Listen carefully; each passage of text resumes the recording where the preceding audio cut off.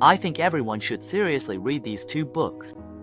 The first book you need to read is Howard Marks' The Cycle, and the second is Richard Ku's The Holy Grail of Macroeconomics, Lessons from Japan's Great Recession.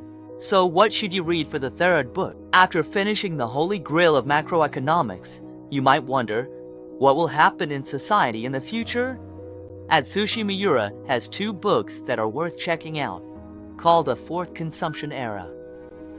He used to work at the Cebu Group and is a well-known Japanese sociologist as well as a journalist. There's also another book called The Lower Class Society. But lower class society here doesn't mean in China. In Japan, they have a slogan 100 million all middle class, 100 million people in the middle class. The unluckiest group is the middle class. It suddenly collapsed. After the middle class collapsed, Japanese society changed again. It became a Muji society, a society of reduced features. He also wrote about minimalism, which you can read.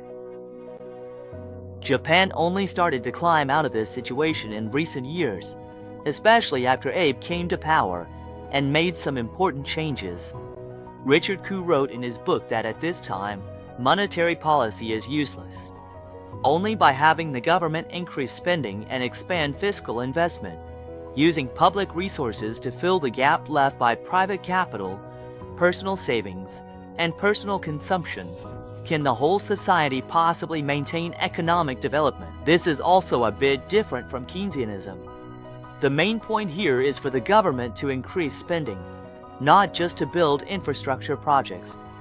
Although we say it's a bit similar, we're actually more like Keynesianism, not what Richard Ku described. Abenomics in Japan is about expanding the government fiscal deficit, but the spending must go to effective areas. Effective doesn't mean building railways, highways, and infrastructure.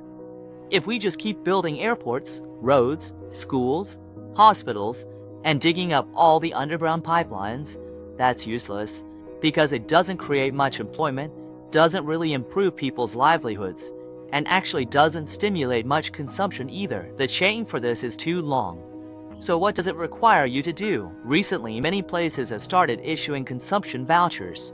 So supporting people's livelihoods is very important. Essentially, consumption vouchers are money provided by local governments, part of fiscal spending, which is like running a budget deficit. When you give people consumption vouchers, first, they have to spend some of their own money. Second, there's a time limit. Third, it's only for end-user consumption. And fourth, it can restrict things you can buy. So this fiscal support is effective in driving things forward. Even though it can't last long in the short term, for an economy that's entering a deflationary environment, where the middle class's income is declining, asset bubbles are bursting, and there's a serious lack of effective demand, this is a very important way to boost consumption and stimulate domestic demand. Instead of trying to build a bunch of highways, airports, or high-speed rail, which are useless, these measures are actually effective. Japan has implemented such policies.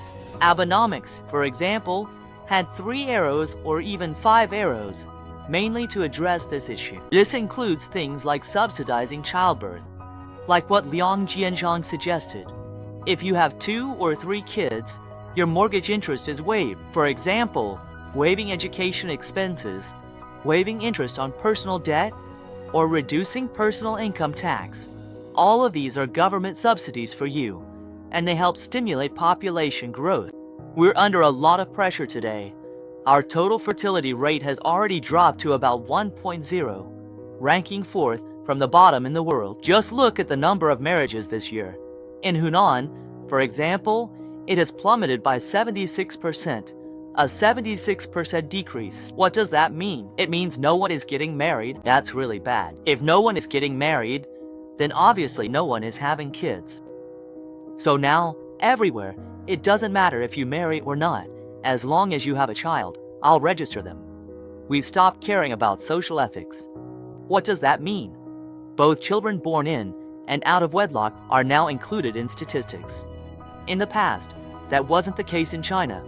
Before, if you had a child out of wedlock, you'd be fined and couldn't even register them. Now, none of that matters. What does that show? The population situation has reached a crisis point.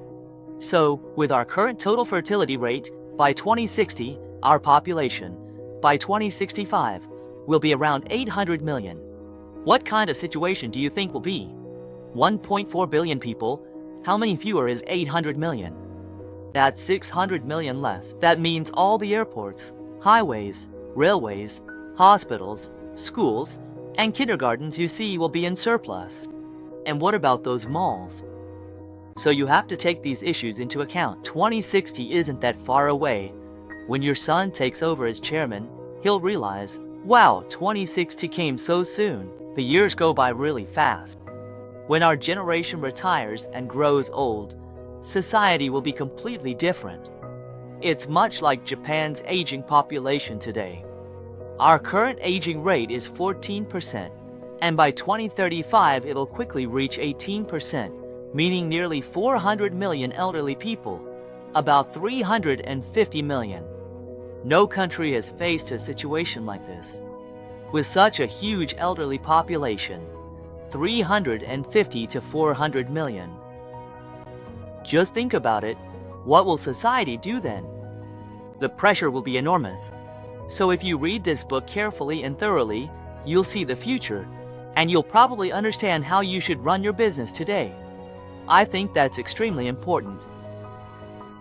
Now, about the fourth consumption era. The third book by Miura Atsushi talks about decline and downward mobility. That book is also excellent. Japan is truly a fascinating country, our close neighbor in East Asia.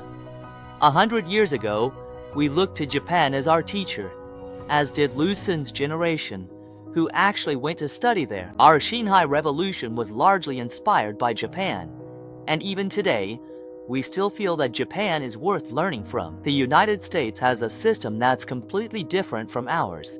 It's across the Pacific, and its conditions, systems, including its political system, economic structure, as well as its geopolitical advantages and natural resources, are things we can't surpass, copy, or even learn from. There's just no comparison. But Japan, on the other hand, is highly comparable to us. So I think everyone should take a serious look at this third book, and the fourth book as well.